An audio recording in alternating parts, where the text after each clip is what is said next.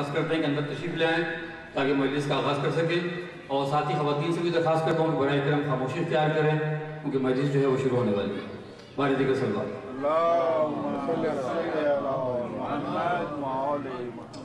مجلس کا آغاز کرتا ہوں تلاوت کلام پاک سے۔ بسم اللہ الرحمن الرحیم، الحمدللہ رب العالمین الرحمن الرحیم مالک یوم الدین، ایاک نعبد و ایاک نستعین، اہدنا الصراط المستقیم صراط الذین انعمت علیہم غیر المغضوب علیہم ولا الضالین۔ صلوات بر محمد و آل محمد۔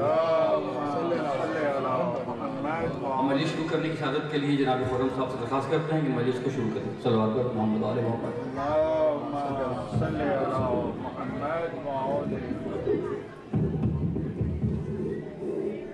صلوات۔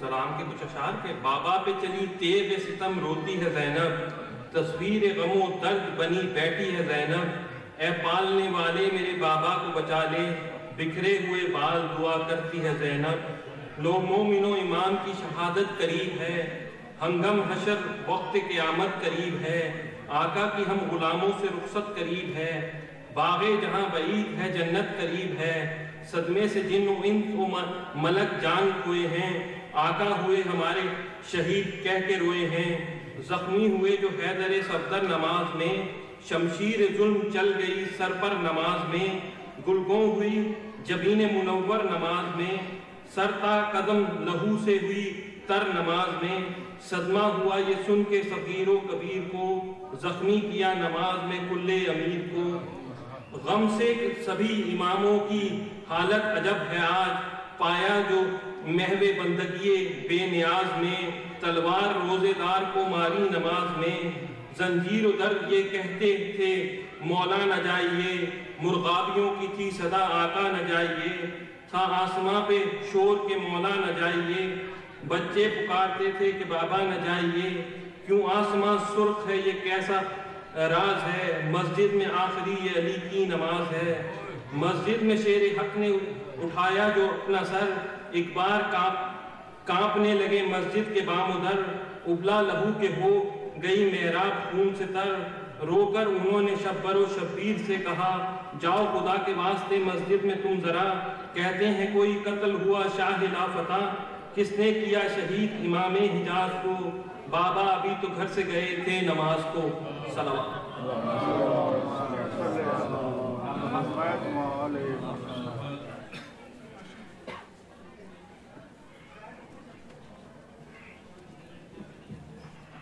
بارش کا سلام۔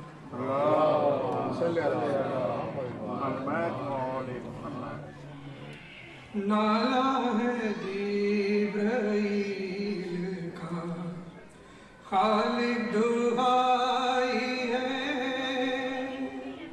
نالا ہے جبرائیل کا خالق دعائی ہے، سجدے میں تیرے شیر نے تلوار کھائی ہے، سجدے میں تیرے شیر نے تلوار کھائی ہے، روتے ہوئے ہیں اہل جماعت کھڑے ہوئے، روتے ہوئے ہیں اہل جماعت کھڑے ہوئے، ایک شور ہے امام نے تلوار کھائی ہے، ایک شور ہے امام نے تلوار کھائی ہے، نالا ہے جبرائیل کا خالق دعائی ہے، جبریل نالا جاد ہے محمد ہے بے قرار، جبریل نالا جاد ہے محمد माधे बेकरार, एक शोर है इमाम ने तलवार खाई है, नाला है जिब्राइल का खालिक दुहाई है। अल्लाह से ये कहती थी जन्नत में फातिमा, अल्लाह से ये कहती थी जन्नत में फातिमा, बच्चे मेरे यतीम हुए खालिक दुहाई है, बच्चे मेरे यतीम हुए खालिक दुहाई है। बोली हसन हुसैन से ज़ैनब जिगर पिघार, बोली हसन हुसैन से ज़ैनब जिगर पिघार, सुनती हूँ मेरे बाबा ने तलवार खाई है, सुनती हूँ मेरे बाबा ने तलवार खाई है। आता नहीं है बेटियों को मौत का यकीन, आता नहीं है बेटियों को मौत का यकीन, ज़ैनब पुकारती है कि क्या नींद आई है, ज़ैनब पुकारती है कि क्या नींद आई है। अब्बास का तड़पना नहा ज़ैनब से पूछिए, अब्बास का तड़पना नहा ज़ैनब से पूछिए,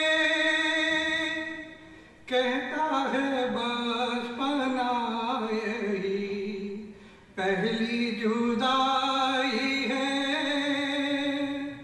कहता है बचपना यही पहली जुदाई है। 21वीं को उठ गया दुनिया का बादशाह,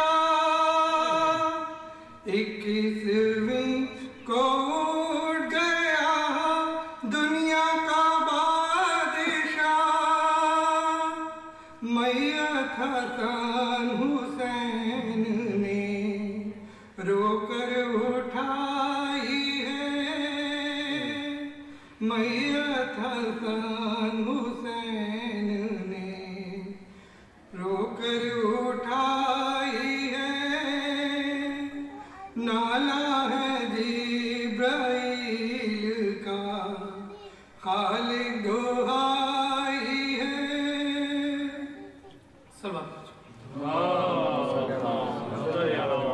मोहम्मद वाले मोहम्मद।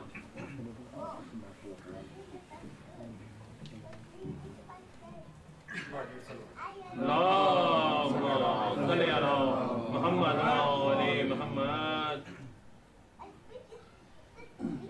हैदर का मुसलमानी जो खूने बहाया है, हैदर का मुसलमानी जो खूने बहाया है, सर पर से ये ज़ैनब के, सर पर से ये ज़ैनब के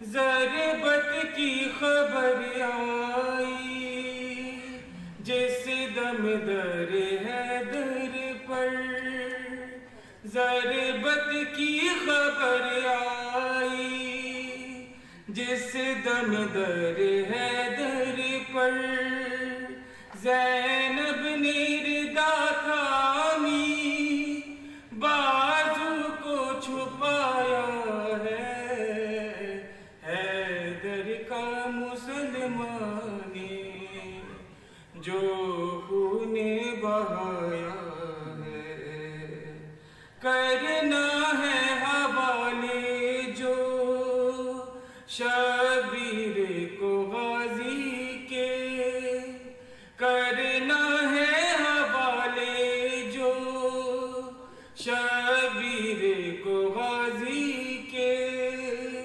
عباس کو حیدر نے نزدیک بلایا ہے، حیدر کا مسلمان نے جو خون بہایا ہے، شبیر تیرے لاش کو کون اٹھائے گا، شبیر تیرے لاش کو کون اٹھائے گا، تو نے تو یہ بابا کا تابوت اٹھایا ہے، حیدر کا مسلمان نے جو خون بہایا ہے، زینب سے کوئی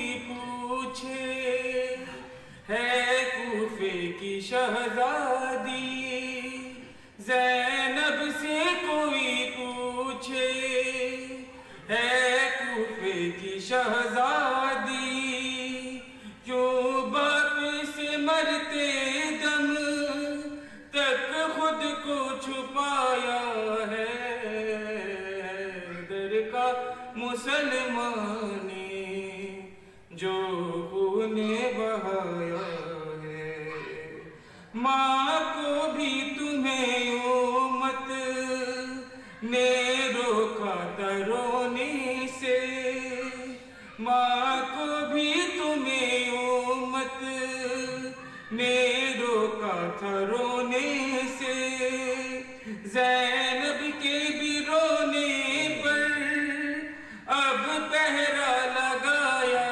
ہے، حیدر کا مسلمان نے جو خون بہایا ہے، سر پر سے یہ زینب کے ہائے سایہ اٹھایا ہے، حیدر کا مسلمان نے جو خون بہایا ہے۔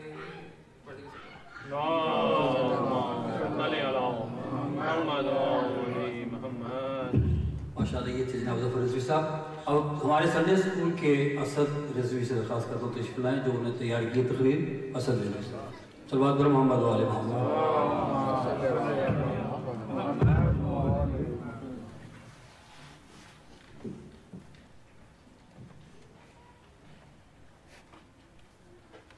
دو بار نماز شہید ہوئی، ایک مسجد میں ایک مقتل میں، دو بار نماز شہید ہوئی، ایک مسجد میں ایک مقتل میں، دو بار بہا ہے خون علی، دو بار بہا ہے خون علی، ایک مسجد میں ایک مقتل میں، دو بار نماز شہید ہوئی، ایک مسجد میں ایک مقتل میں، دو بار نماز شہید ہوئی، ایک پیاسا تھا ایک روزے سے، ایک شوہر تھا ایک بیٹا تھا، ایک شوہر تھا ایک بیٹا تھا، زہرا پہ قیامت ٹوٹ گئی، زہرا پہ قیامت ٹوٹ گئی، ایک مسجد میں ایک مقتل میں 2 بار نماز شہید ہوئی ایک مسجد میں ایک مقتل میں 2 بار نماز شہید ہوئی ایک بنت علی کا بابا تھا ایک باپ کے جیسا بھائی تھا ایک باپ کے جیسا بھائی تھا 2 بار یتیم ہوئی بی بی ایک مسجد میں ایک مقتل میں 2 بار نماز شہید ہوئی ایک مسجد میں ایک مقتل میں 2 بار نماز شہید ہوئی ایک بار علی کو چھڑوانا ایک بار حسین کے سرہانا ایک بار حسین کے سرہانا روتی ہوئی آئی بنت نبی روتی ہوئی آئی بنت نبی ایک مسجد میں ایک مقتل میں 2 بار نماز شہید ہوئی ایک مسجد میں ایک مقتل میں 2 بار نماز شہید ہوئی ایک باپ کو گھر میں لاتے ہوئے ایک زی سے زمین پر آتے ہوئے ایک زی سے زمین پر آتے ہوئے سرور نے صدا عباس کو دی سرور نے صدا عباس کو دی ایک مسجد میں ایک مقتل میں 2 بار نماز شہید ہوئی ایک مسجد میں ایک مقتل میں 2 بار نماز شہید ہوئی ایک بار علی کی میت پر ایک شمر لعین کی ضربت پر ایک شمر لعین کی ضربت پر عاشقاں کے گرے 2 بار نبی عاشقاں کے گرے 2 بار نبی ایک مسجد میں ایک مقتل میں 2 بار نماز شہید ہوئی ایک مسجد میں ایک مقتل میں 2 بار نماز شہید ہوئی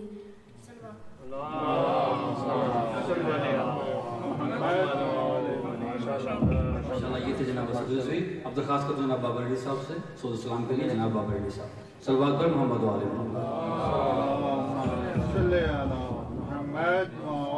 محمد بالکل نہایت مختصر تاکہ قبلہ کا لیکچر ہم پراپرلی سن سکیں درود محمد و آل محمد ایک بار پھر درود پڑھ دیجیے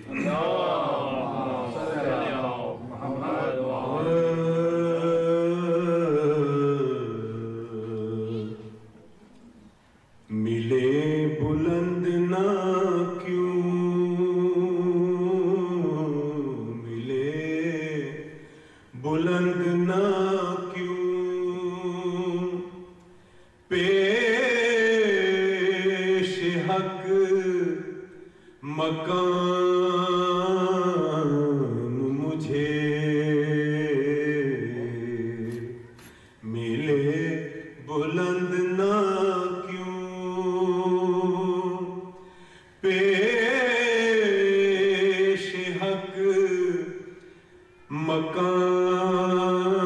مقام مجھے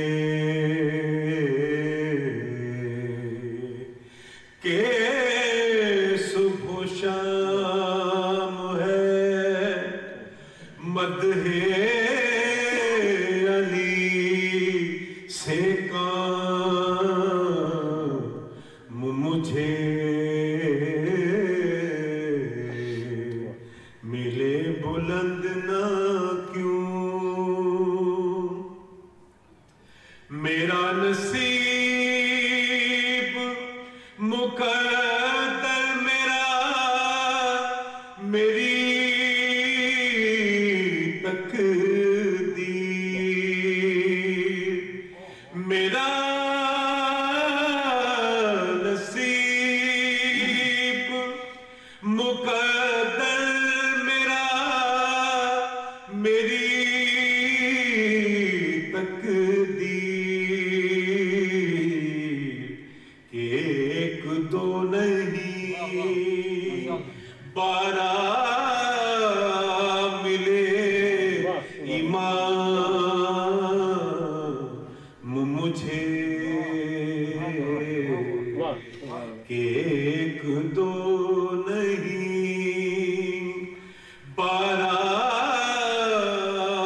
ملے امام مجھے ملے بلند نہ کیوں ہوا پسند جو دل سے علی کا نام مجھے ہوا پسند جو دل سے علی کا نام مجھے فلک نے جھوکے ادب سے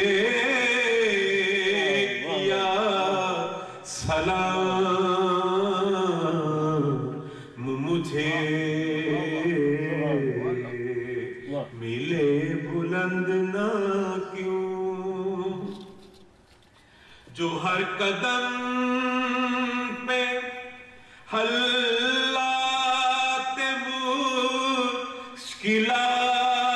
مشکلات جہاں جو ہر قدم پہ حلات مشکلات جہاں خدا کے فضل سے ایسا ملا امام مجھے خدا کے فضل سے ایسا ملا امام مجھے ملے بلند نہ کیوں پیش حق مقام مجھے کہ صبح و شام ہے مدح علی سے کام مجھے بلے بلند نہ کیوں درود محمد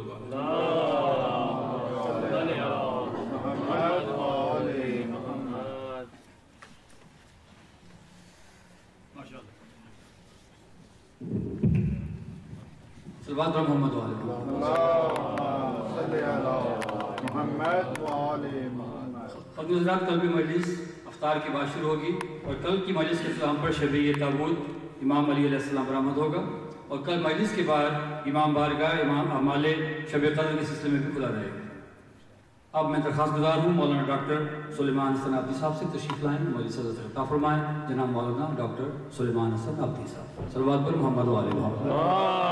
اللہم صلی علی محمد وآلہ محمد. صلی علی محمد وآلہ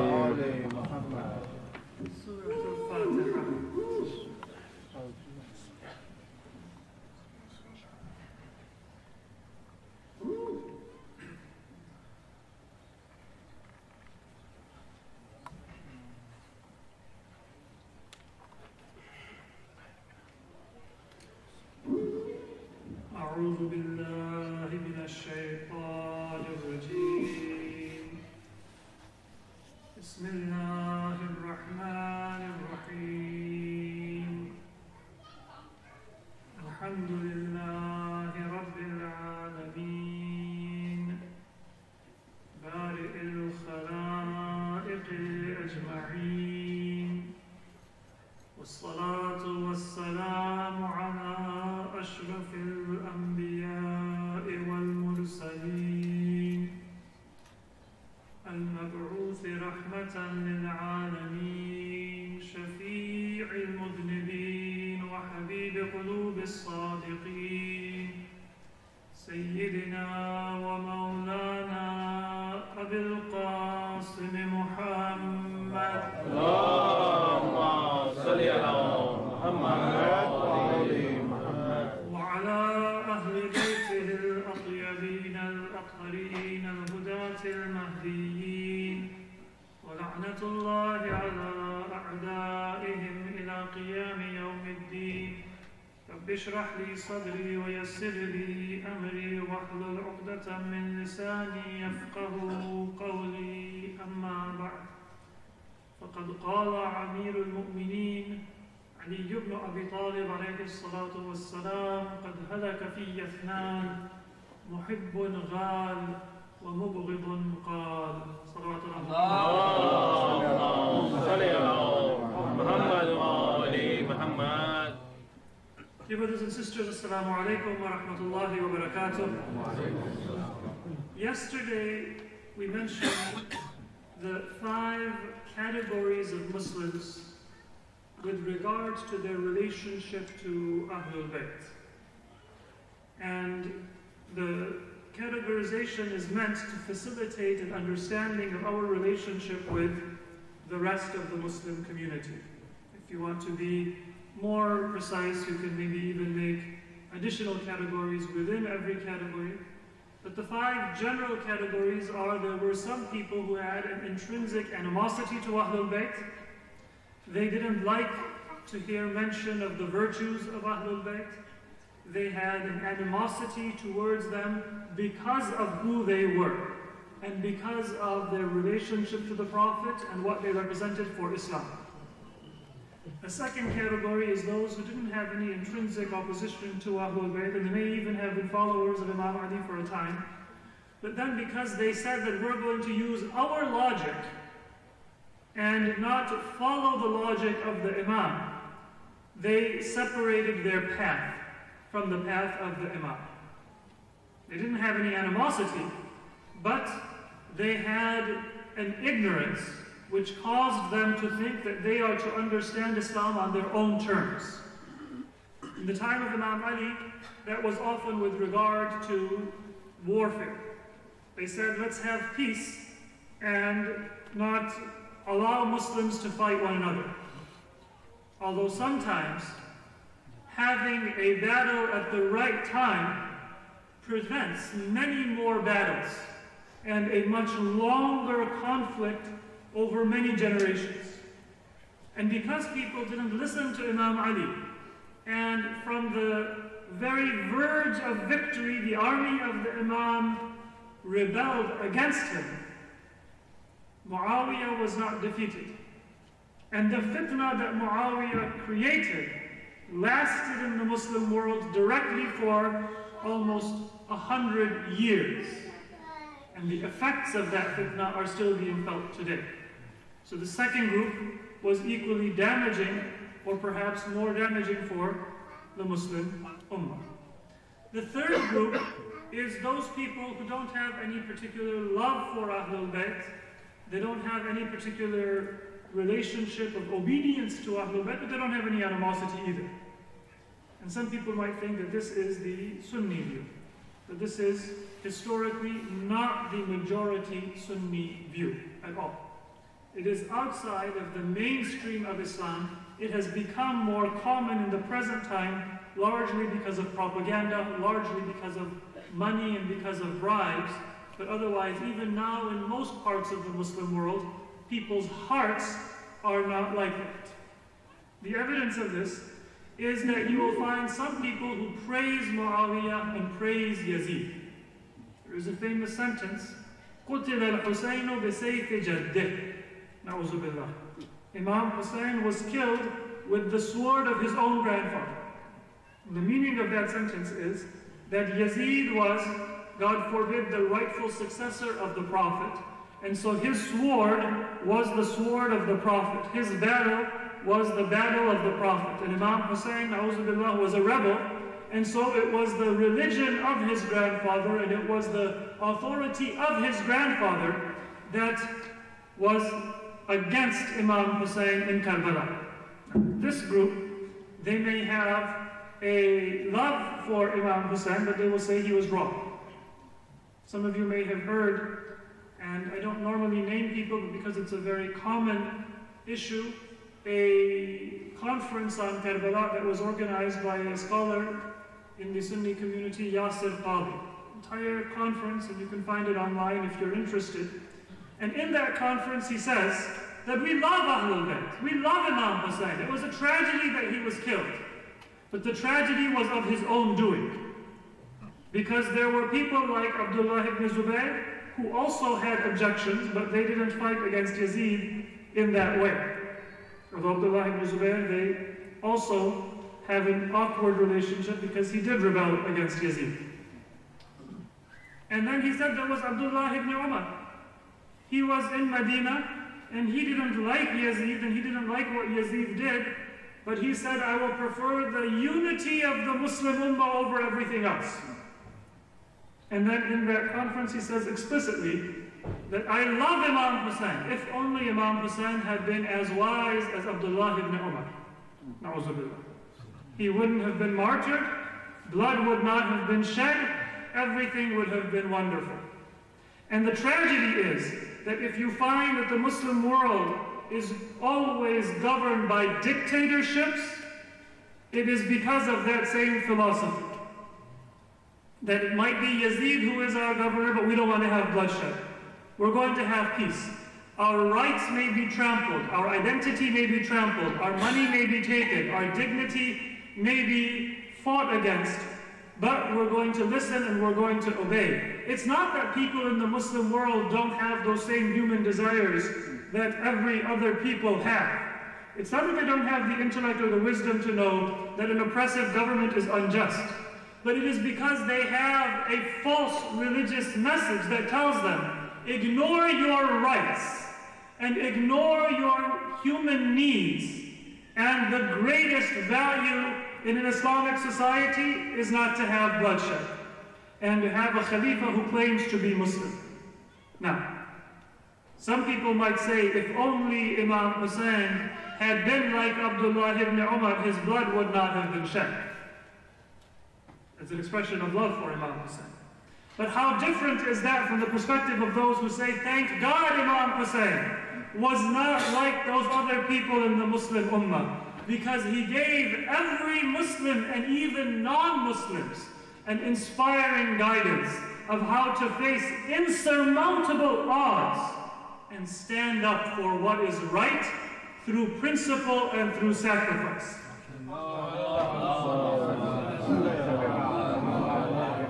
You don't even have to be a Muslim to say that it is only Imam Hussein who in that generation and in all generations is an inspiring example of dignity and courage that every human being can relate to and can be inspired by.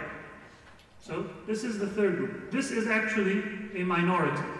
And the reason that you can see it as a minority is the very fact that even people who may admire Yazid or Muawiyah, they often have to hide it.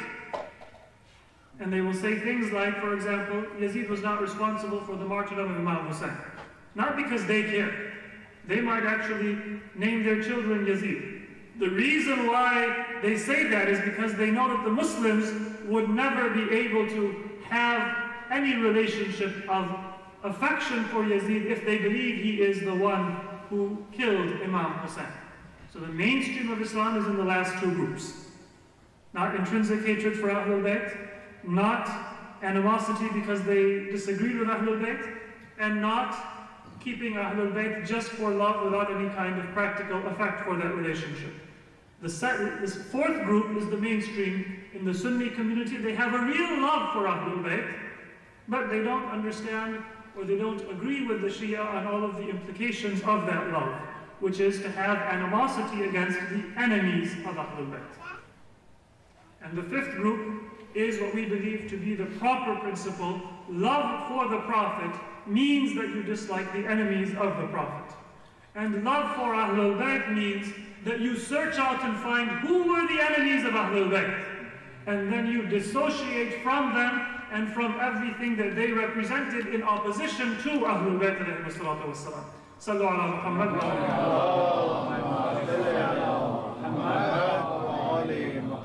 Now the point is, why do we care? There's 5 groups. Why can't we all just say that we're all Muslims? Especially if one of those other groups, they pray and they fast, and if they're a good person and they're charitable and they're nice to their family, they're nice to their friends, if they're willing to give me the right to practice my religion, and I will be giving them the right to practice their religion, and we can all respectfully agree to disagree, why should we care? Why does it matter whether one principle is right or another principle is right? Should we have any kind of loyalty to what we believe that will cause us to be somewhat antagonistic towards others? And this is something that our society in America does not properly understand. General culture in America does not sufficiently recognize how damaging it is to everyone's well-being when there is a false belief system that is affirmed and that is promulgated by any one person in society. So if I have a false belief, if I'm a racist, if I am prejudiced against foreigners, I might have freedom of speech, and that is its own issue of how much that speech should be encouraged or permitted. But there is an effect on my speech on you. It can create a culture which puts vulnerable people at risk of harm.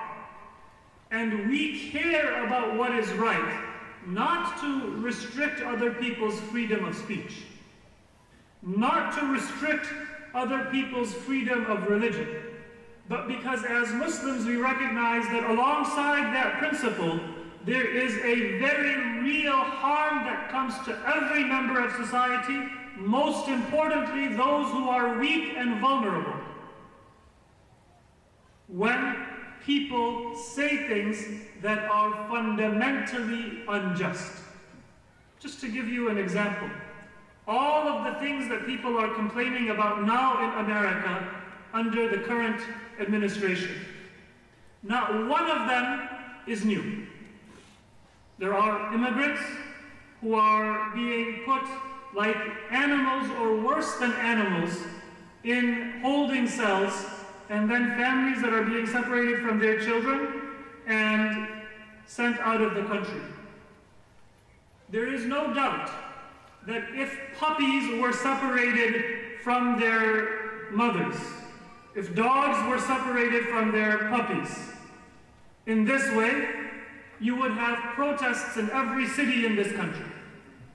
As somebody who works in the media, if you have a post about human beings being killed, and you have a post about somebody abusing an animal, which one will get more attention? Which one will get more outrage? I had heard from somebody who worked in newspapers back when newspapers were still commonly circulating, that sometimes their newsroom would get voluntary calls that tell me about this dog that we heard has been separated from its owners. Is there a relief fund that we can donate to? And we would get hundreds or thousands of dollars of voluntary donations for a dog that doesn't need any money because it's already found another home. But somebody heard it's abandoned. And then you have a story that hundreds of people are vulnerable in some part of the world or even in this country, children. And not one call will come in that can I donate a soup can to help that child. This is a tragedy, and all of us in some way bear a responsibility towards that. It's happening in our country. But all of this was present under the previous administration as well. Those holding cells are not new. Trump did not make them. They were there before. The separation of families was there before. Even the ban on immigrants that is based on regulations that were in existence before. The war crimes that were committed that were not prosecuted, they were there before. And the official policy was we're going to look forward, not look backwards. So it's very easy to reinstate when the previous injustices were not made right. The point is that there is an effect of what speech you allow and what speech you don't allow. And if you take a stand as Imam Ali did after the time of Uthman, it seems like a very harsh stance, that if there is a single penny that was unjustly spent, then I will take it and I will put it where it deserves to go. Not because he wanted to cause bloodshed, but because he wanted to say that I want to tell people that theft and crimes, and especially crimes by the government, do not pay. And we look forward by looking backward and righting the wrongs of the past. It makes a difference for us to know what is right and what is not right, and to take a stance. That doesn't mean we impose our opinion on other people. But it does mean that we don't say that whatever you believe is up to you and it doesn't matter what you believe. Another example from the time of our first Imam, Ali ibn Abi Talib,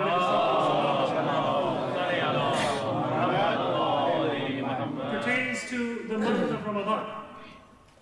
People came in the time of Imam Ali, they said we want to do Taraweeh prayers. Every caliph appoints the people who are going to lead Taraweeh prayers. Who do you appoint? And Imam Ali said, Taraweeh is not part of the Sunnah of the Prophet. You yourself know it's not the Sunnah of the Prophet. And we're not going to appoint anybody. Pray at home like the Prophet told you to pray. And then there was a commotion, and people said, Wa sunnata Umara, wa sunnata Umara. And they gathered together, and Imam Ali sent his son, Imam Hassan, went to the masjid and began telling people to disperse. But then when the commotion was such that people were ready to rebel against the teachings of Imam Ali, then he said that I'm not going to compel you. I have told you what is the Sunnah. If you continue to practice the wrong practice, then it is going to be your loss and your harm. So you take a stand and you inform people what is right, and you try to implement a just and proper policy to prevent people from utilizing religion for their own ends. That is why we care about what is right within Islam and what is not right. But it doesn't mean that we then impose what is right.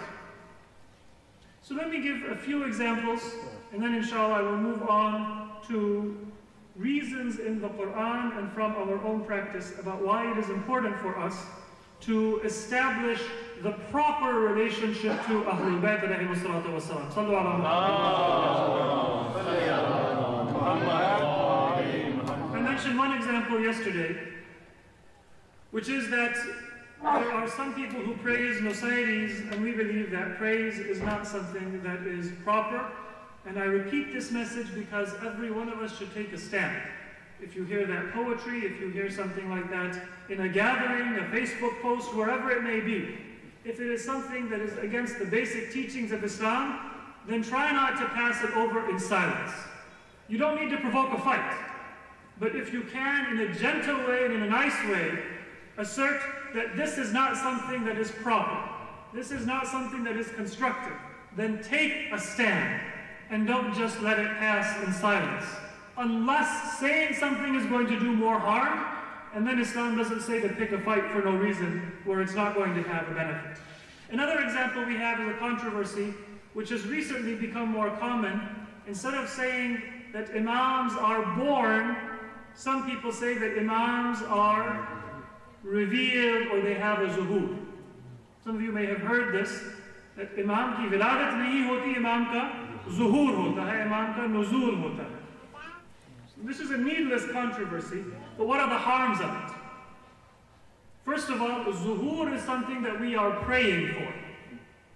This is something that we ask Allah, that we are concealed from our Imam and our Imam is concealed from us. Oh Allah, hasten the zuhur and the appearance of the Imam. When I say that every Imam has a zuhur, it dilutes the concept of the zuhur of the Imam. And second of all, it destroys the whole purpose of our relationship to the Imams. The Quran is a perfect book. That's not something so surprising for me to say, that Allah, an infinite God, a perfect God, has a perfect book. The miracle of the Quran is not that it is perfect. An infinite God, of course He's going to have an infinite and a perfect book. The miracle of the Quran is that Allah took that perfect book from Lawh-e-Mahfuz and He put it in an imperfect language that you and I can understand. That is the miracle of the Quran, that it came in human terms and its perfection was not diluted. In a language that you and I can understand, and its miraculousness was preserved. The miracle is not the perfection. The miracle is that it came in human terms. Similarly, Ahlul Bayt, they are Nur. They are at a much higher level than the human level. Their existence is before the bodily creation of Adam alayhi salam, which means the physical creation of a human being. But that's not something that's special. It's not surprising that Allah could create a perfect Nur when Allah is Nur as-samawati wal-ard. The beauty is that Allah brought that Nur into human form. And then there is a person who eats and drinks and is born and dies and maintains that same perfection that Allah created in the time before Adam was even created.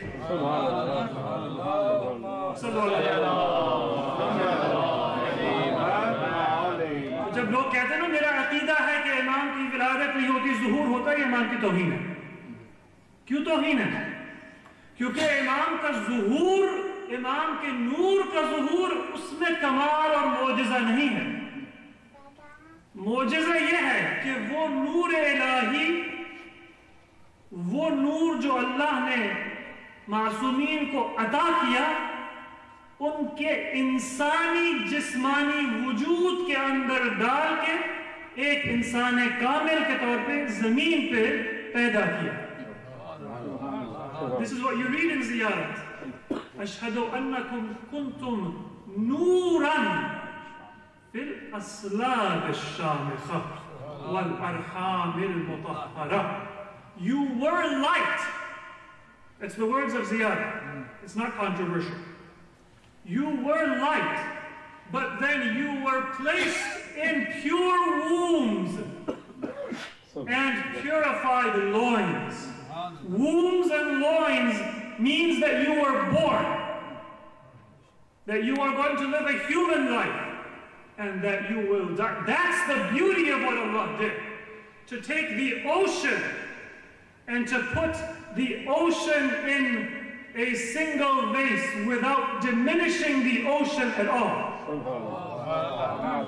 When you say that I'm going to deny that miracle of God, you're insulting Ahlul Bayt. Just like if you say the Quran is not text. That's not praise of the Quran, to say that it's in Lawh-e-Mahfuz. The praise of the Quran is that it is text that you read and I can look at it. And it still has that perfection, which is in Lawh-e-Mahfuz. The beauty of the Imams is not that they are Nur. It is not that they have a zuhur or a nuzul. It is that they are born and they die. And through their lives they represent the greatest attributes of human beings. Sallu ala Muhammad.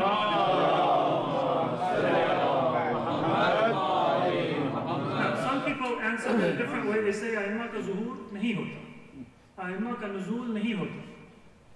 मैं ये नहीं अर्ज कर रहा, मैं कह रहा हूँ कि ये मसला ही नहीं है और इसको कोई इस पर इख्तिलाफ नहीं होना चाहिए. कमाल ये है कि उनकी विलादत होती है और यही फजीलत है और यही कमाल है. अब ज़ुहूर होता है या नहीं होता, ये हमारी बहस नहीं है कि इस पर हम वक्त ज़ाया करें और दूसरों का वक्त ज़ाया करें. सल्लल्लाहु अलैहि Mohammad. So take a stand. Even if people come to you and they say Allah Hafiz, now people have a habit of saying Allah Hafiz. I always insist on saying Khuda Hafiz. Not because I have anything against the word Allah. Allah is the name of Allah, and we say Allah with great pride. But because there is a reason why people insist on saying Allah Hafiz instead of Khuda Hafiz. And the reason why they say it is what is harmful. Take a stand not because everything is a matter of just one issue. There are reasons why people raise issues, sometimes they don't even realize it. And when people raise those issues in order to say that anything that comes from our culture is negative and anything that comes from another culture is better, then that is something that has many harms. So if you say Ramazan Mubarak and somebody responds Ramazan Kareem, Ramazan Kareem is great, Ramazan Mubarak is great. But don't deny your own culture, your own language, your own habit just because something is from a different society. Don't forget your family just because there is something that is shinier or fancier, unless it is a matter of right and wrong. God, Khuda, Allah, they all refer to the same being. If somebody wants to say Allah because they like saying Allah in English, great. But if somebody says Allah because they think God is somebody else, then insist on saying God and don't say Allah, to prevent that false impression from taking root. You can say God and you're referring to God. There is no reason to feel that this is an inferior work. These are messages that have a great deal of harm. In the time of Sheikh Ansari more than 200 years ago, that was a time when the government of Najaf was the Ottoman Sunni government. The governor of Najaf said that I am going to ban the Shia adhan. Ashhadu anna aliyan waliyullah.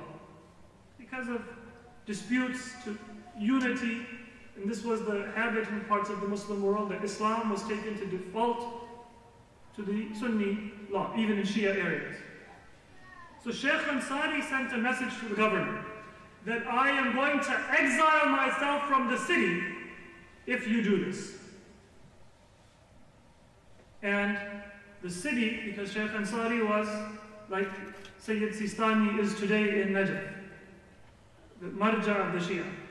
When he said, I'm going to exile myself to Iran, then ulama, students, zuwar, many other people, even the tribes may have gone with him. That would have been a major disaster for the economy and even for the political stability of the Ottoman government. The governor said, I take back my command. One of the students of Sheikh Ansari came to Sheikh Ansari. He said, what is the big deal?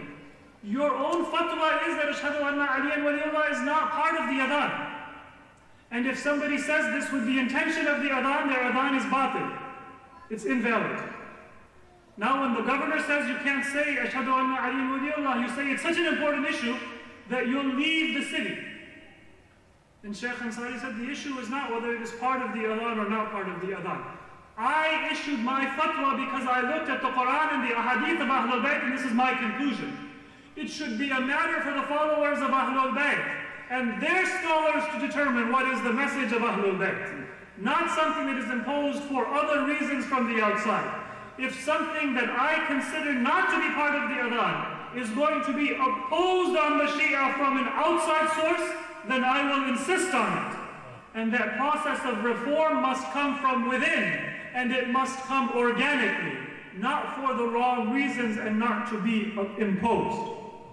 That is the principle that I am discussing. To take a stand for what is right, but in a way that allows gradual process of reform. So why is it so important to have Ahlul Bayt? That is the question that we have as Shia. Salat, zakat, charity, good manners, that doesn't require you to believe in Ahlul Bayt, to believe that. In fact, many of the virtues that you and I believe in for Ahlul Bayt, somebody says that this is the practice of the second caliph. He turned off his candle and said that this is my private money, and some of you, if you've ever attended a khutbah, then you've heard those fada'il of Ahlul Bayt that truly belong to Ahlul Bayt, they're attributed to somebody else. What does it matter if somebody says that this is Umar who did it or Ali who did it, because both of them are telling you a story that is intrinsically good. The answer to that comes many years before Islam in the prayer of Prophet Ibrahim alayhi salam in Surah Ibrahim. He says, رَبَّنَا إِنِّي أَسْكَنْتُ مِنْ ذُرِّيَّتِي بِوَادٍ غَيْرِ ذِي زَرْعٍ عِنْدَ بَيْتِكَ الْمُحَرَّمِ رَبَّنَا لِيُقِيمُوا الصَّلَاةَ Prophet Ibrahim says that, "Oh Allah, I have brought my young progeny, Ismail alayhi salam and Hajar, to this area that has no vegetation, near your sacred house." So he mentions the house, the Kaaba. "Rabbana liyuqimu as-salah." Oh Lord, so they can establish prayer. He mentions salat. "Faj'al af'idatan min an-nas tahwi ilayhi." No. Ilayha. No. Ilayhim. He mentions the house. He could have said, "Oh Allah, make people's hearts incline to the house." فَاجْعَلْ أَفْئِدَةً مِّنَ النَّاسِ تَهْوِي إِلَيْهِ. But he didn't make that prayer. He mentions salah, prayer. He could have said, "Oh Allah, فَاجْعَلْ أَفْئِدَةً مِّنَ النَّاسِ تَهْوِي إِلَيْهَا." Make their hearts incline to prayer. But he didn't make that dua either. He said, "Oh Allah, I brought them to the house. I brought them for prayer.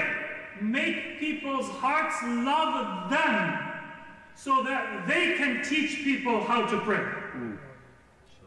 That tells us that what is important is not the building of the Kaaba. What is important is not that Muslims pray and fast, but what is important is that Muslims have the leadership of Ahlul Bayt so that they can see how to bring the totality of the teachings in Islam into their lives. Another example is, how do you even know how to pray? The Quran tells you in detail how to do wudu. إِذَا قُمْتُمْ إِلَى الصَّلَاةِ, the Quran says, فَاغْسِلُوا وُجُوهَكُمْ وَأَيْدِيَكُمْ وَامْسَحُوا بِرُؤُوسِكُمْ وَأَرْجُلَكُمْ إِلَى الْكَعْبَيْنِ. The Quran tells you in detail how to do wudu. But prayer, which is more important, the Quran doesn't tell you when to do it or how to do it. Not the timings of each prayer, only mentioned in general, bukratan wa asila, but not in detail. How many rak'ah? Where is tashahhud? Where is qira'ah? Where is ruku'? Where is sujood? Nothing is mentioned. It's more important. Where does prayer come from? وَمَا آتَاكُمُ الرَّسُولُ فَخُذُوهُ وَمَا نَهَاكُمْ عَنْهُ فَانْتَهُوا. صَلُّوا كَمَا رَأَيْتُمُونِي أُصَلِّي. नबी की अदाओं का नाम है namaz. Prayer is not something that comes from the Quran. It is something that the Quran says take from the Prophet. What the Prophet does, look at him and imitate him. That is your worship. It is the Prophet who is the prayer. And your prayer is an imitation of the Prophet. Prayer is not the essence. إِنَّ الصَّلَاةَ تَنْهَى عَنِ الْفَحْشَاءِ وَالْمُنْكَرِ. Prayer brings you to a certain result. It prevents you from fahsha and munkar because it makes you like the Prophet. The goal is to imitate the Prophet and become like him in humility and in worship, not just to do these actions. And so if you say the essence of Islam is salat, then you have missed the point. Surah Al-Mu'minun does not say قَدْ أَفْلَحَ الْمُؤْمِنُونَ الَّذِينَ يُصَلُّونَ. It says قَدْ أَفْلَحَ الْمُؤْمِنُونَ الَّذِينَ هُمْ فِي صَلَاتِهِمْ خَاشِعُونَ, who are humble in their prayer. And if you're not humble in your prayer, then your prayer is not going to give you that. But don't abandon the prayer. Become humble and pray. But the point is that the prayer is a means to a greater end, which is to be like the Prophet. Those people who say we're not going to pray, they're not like the Prophet or like Ahlul Bayt. Those people who say we're going to pray and that's all we need, that's not what Allah wanted from you. He wanted you to pray to become like them. He wanted you to do Hajj to come close to them. He wanted you to give zakat so that you can support their cause. Everything has a human dimension. Now, very briefly, why is that human dimension so important? We'll expand on this further tomorrow, but just very briefly today, Sallu ala Muhammad wa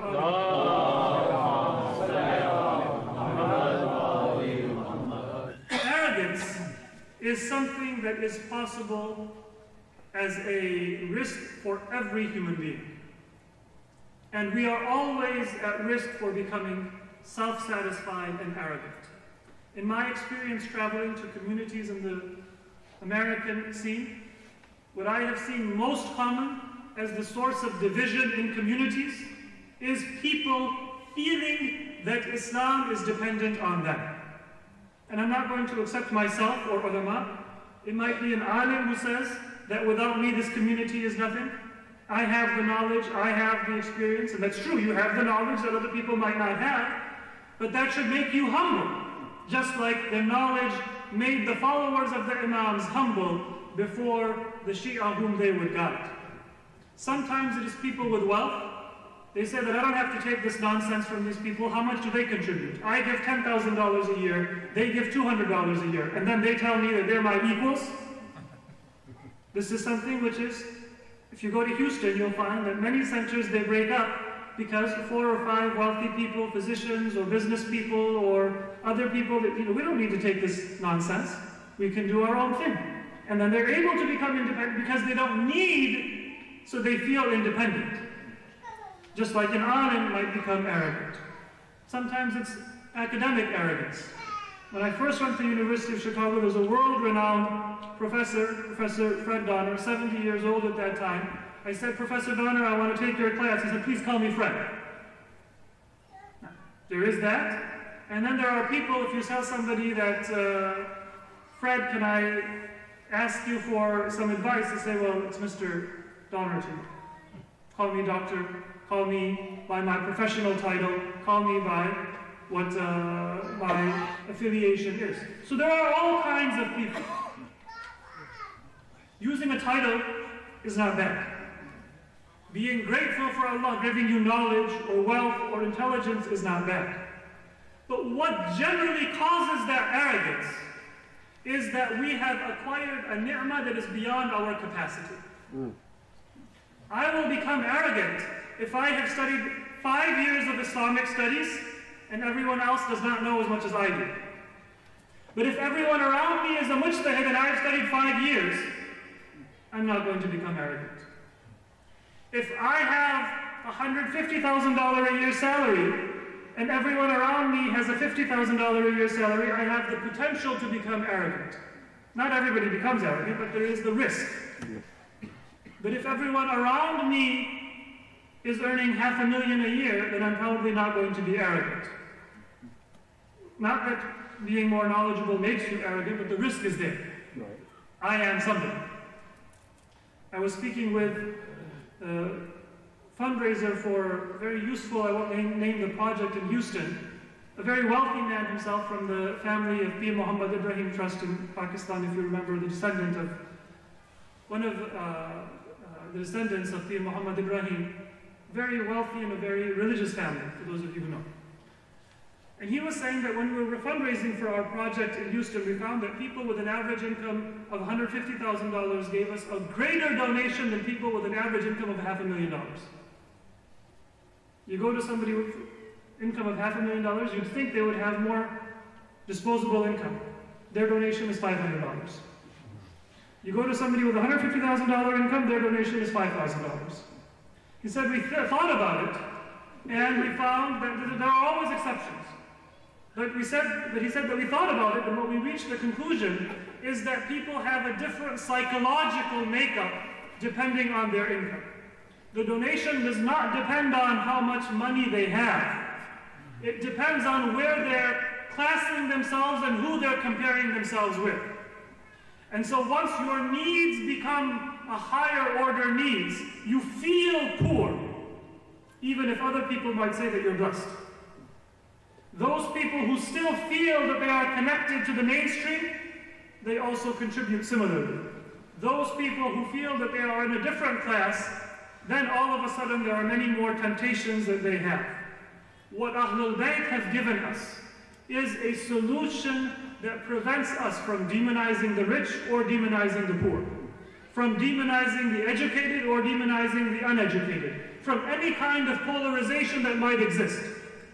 Islam has said, look at those people who have perfected their humanity and have reached every perfection, and compare yourselves to them.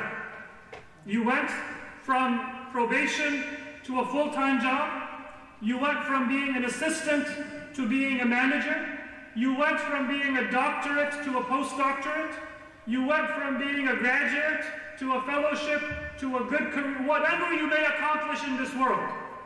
You went from being barely practicing to doing all your wajibat to your nawafil. Whatever you may accomplish, compare yourself not to somebody less than you, because then you risk becoming arrogant. You risk becoming complacent. You risk thinking that you are somebody, and Islam depends on you. Compare yourself to Ahlul Bayt. Imam Ali was rich or poor?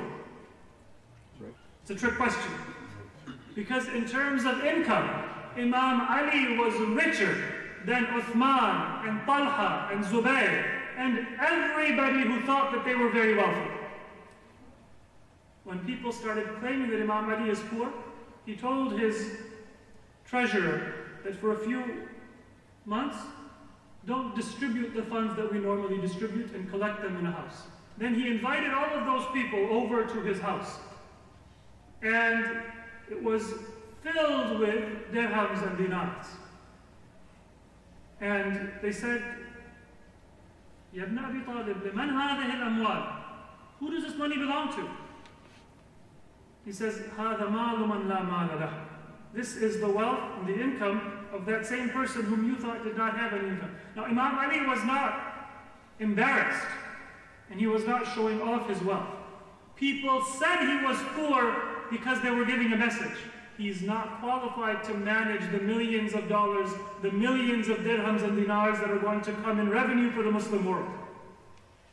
Because he's never managed anything bigger than a simple house with one room and simple bread.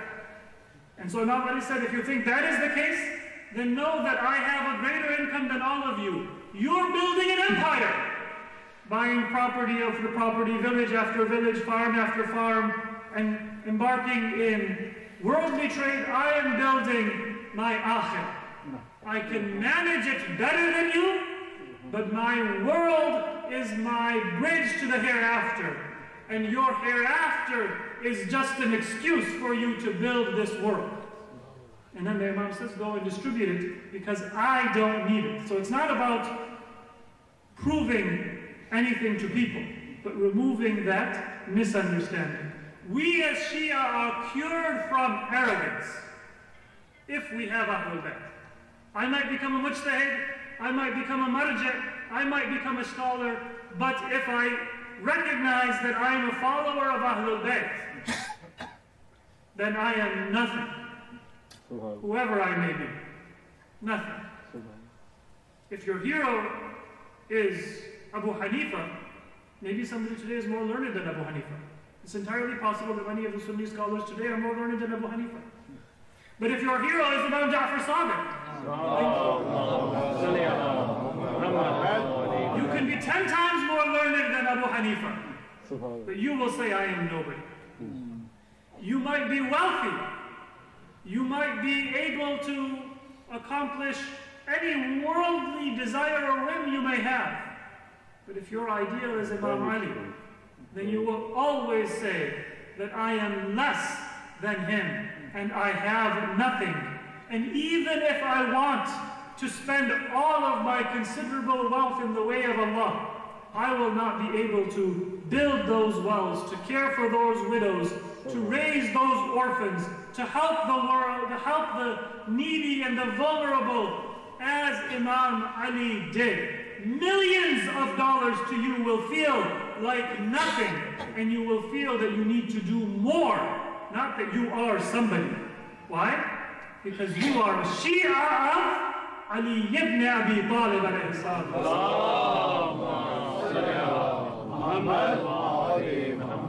And this is the greatest blessing that Allah can give you, pure from arrogance. In fact, the Quran says that the closest people in affection to the believers will be Christians.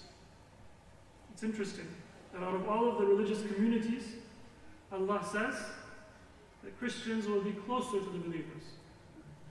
Although if you look at Islamic law is closer to Jewish law.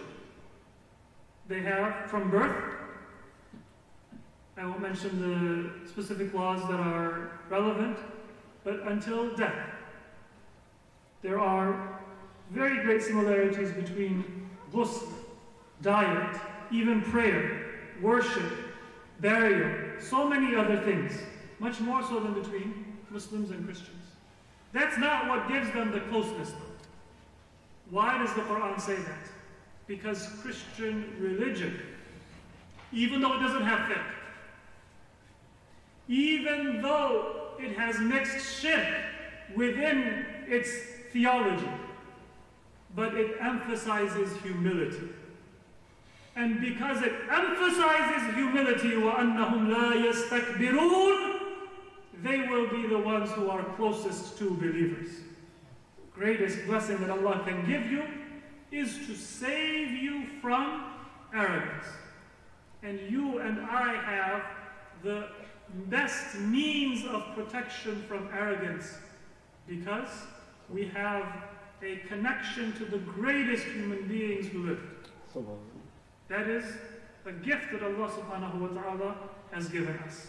And this is why it is important not to look down on those other four categories of people who call themselves Muslims or are Muslims. Not to judge, not to condemn, not to deny other people their religious freedom, but to proclaim that we are proud of this connection to Ahlul Bayt. Because the purpose of prayer is to make us khashi' and humble. The goal of religion is to remove istikbar from us. The goal of religion is to see us as vessels for a greater purpose, to feel a connection to our believers when they are ignorant, not to feel superior to them when they are ignorant. Subhanallah. And that happens if you have an inspiration of Ahlul Bayt, alayhim as-salatu was-salam.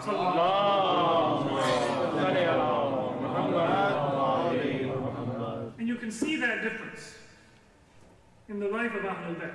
Sometimes people say that, why do you make such a big deal about the martyrdom of Imam Ali? The second caliph was also martyred. I don't know if you ever had that discussion that some Muslims, they will say, well, if Imam Ali was martyred and stabbed, then wasn't the second caliph also stabbed? And I won't get into a long discussion about the differences. That could be a long discussion. But just one point. Read the biography of the second caliph and Imam Ali. As soon as the second caliph was stabbed, according to history, he said, دُونَكُمُ الْكَلْبِ فَإِنَّهُ قَدْ قَتَلَنِي. Go and grab that dog, he has killed me. That was the first word out of the mouth of the second caliph when he was stabbed. And then Imam Ali, when he was stabbed, the first words out of his mouth were, فُزْتُ بِرَبِّ الْكَعْبَةِ. Oh Allah, I thank you that you have finally blessed me with shahada and martyrdom that I have prayed for so long. Imam Ali was brought to his home, and he was between unconsciousness and consciousness, unable to even keep his head and his body steady. And then, after some period of unconsciousness, Imam Ali opened his eyes, and he saw that the Muslims had captured Ibn Muljam and tied his hands and his feet, and that he was in the same room as Imam Ali. Imagine Imam Ali struck with a sword, poison coursing through his veins, unable to even keep his head steady, his body changing color to a pale yellow. And he sees Ibn Muljam, and he sits up, and he says, "Oh my son Hassan, what has happened to my killer? Why is his body shaking, and why are his hands and feet bound so tightly? Loosen the rope and bring him some water. He is your captive. And even if he is my murderer, he is in my house, and we are Ahlul Bayt. When he is in my house, then he should eat and drink what you eat and drink. He should not have his hands and feet bound. He should not shake in fear.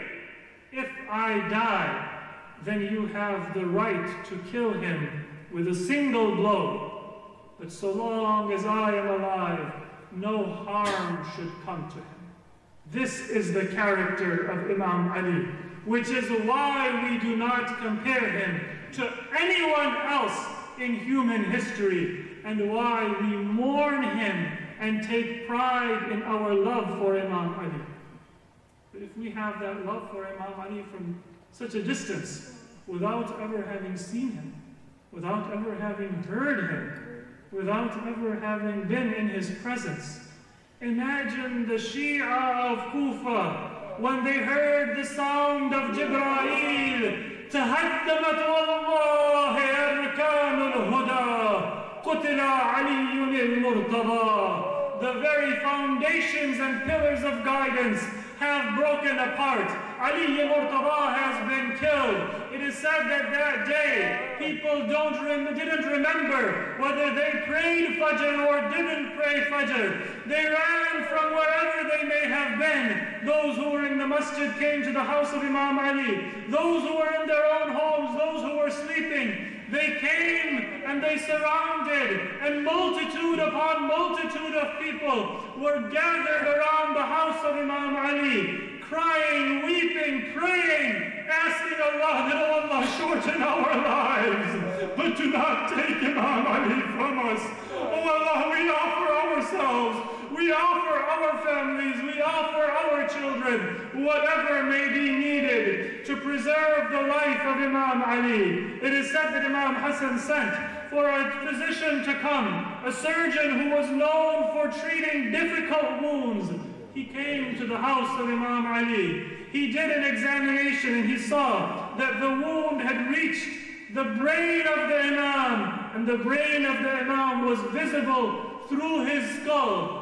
And then when people asked him, tell us, is there any hope of recovery? Although that surgeon was not a Muslim, he was so overcome with grief that he did not provide an answer but began to weep. And people realized that this meant that there was no human hope of recovery. They began to cry, and Imam Hassan came out of the house. He said, "O Shia of my father, I know that you are in grief, and we are also in grief. But there are my sisters Zainab and Kulthum in the house. When they hear you mourning, then they are not able to bear their own grief.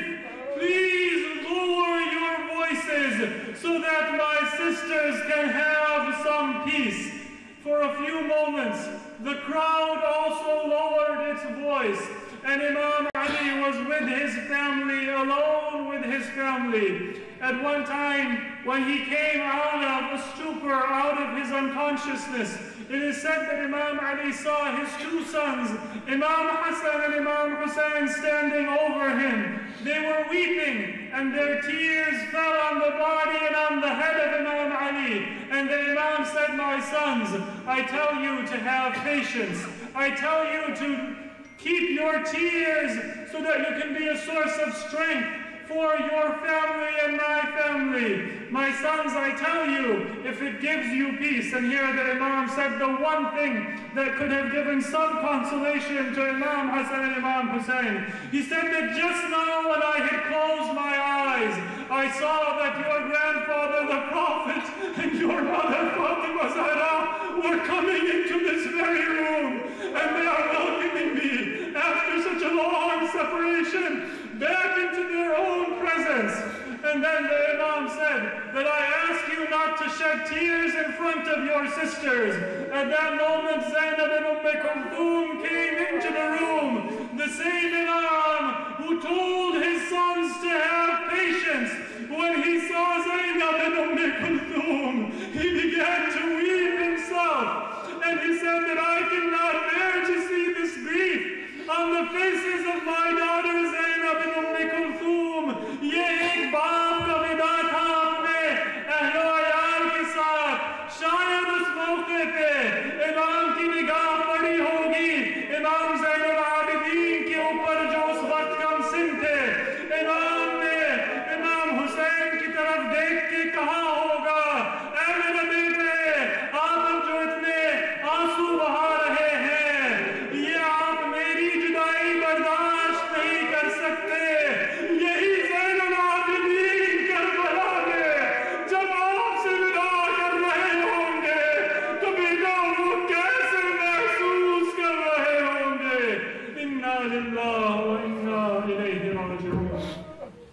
We ask Allah subhanahu wa ta'ala to bless the marhumeen of all of those present, shuhada, ulama of Islam, and in particular, marhum Sayyid Muhammad Zahir Zaidi, Sayyid Lakhti Zahra, Sayyid Shamim Zahra, Muhammad Anwar Ghulam Haidar ibn Hassan, and his grandparents, and all mu'mineen and mu'minat for their isalat Allah.